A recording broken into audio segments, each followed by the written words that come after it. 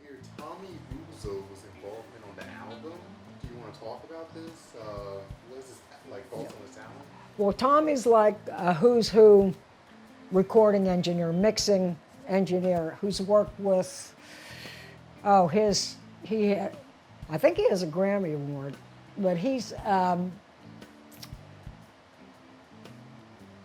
everybody in the recording industry in New York knows who he is, and he's an old school friend of Dean's. They used to hang out when they were both starting their careers as recording engineers, and he was a mentor to Dean and had many studios himself, and ended up, they went different routes. Dean wanted to become more of a producer, artist and producer. Dean has a wonderful voice, and he sings and he writes, and he's an artist himself.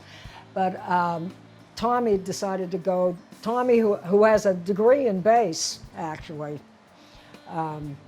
is a musician, but he went the recording engineer route. And so he just stayed working as an engineer, and he's mixed a lot of albums. He ended up, the end of his, he passed away. I think my project was the last thing he worked on, actually. And so he mixed Eat, Sleep, Repeat for me because of Dean, all right? Dean played him some things. He mentored us. He helped produce this album. He was a consultant, all right? And as we were recording the tracks, he was giving us advice, and he liked my voice, which is, hey, it gave me some confidence, because I hadn't sung for like 35 years, so I didn't even know if I could still sing, But, and my voice has changed. I'm older now, I had a pristine, pure, clean tone when I was in my 20s and 30s, but then my voice is a little smokier now. So, but when he told me he loved my voice, that gave me the confidence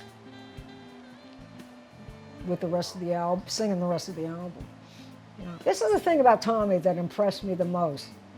He had such a faith. He would tell me about how when he would travel with his wife, they always went and looked at churches. It was his faith in God was such a big part of him. And I thought because to me, he was like New York elite, not just New York. I mean, he worked in California too, I think. But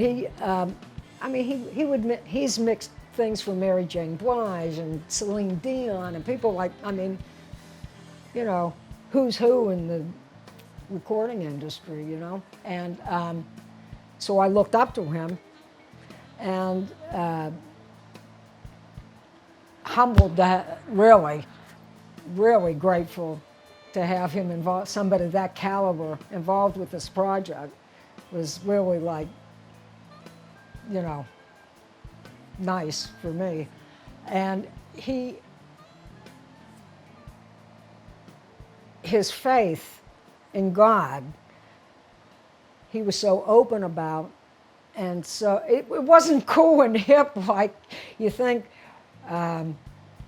Music business people, it's like I said, sex, drugs, and rock and roll. You think, they're kind of decadent, and they play that angle up a lot, and I mean that's what they're about. A lot of them, that kind of a thing, and money, and being cool and being what a Hollywood kind of image is, you know what I mean? But he wasn't like that at all. He was a very humble, spiritual kind of person, and he was so unashamed about it, you know what I mean? That I learned a lot from him.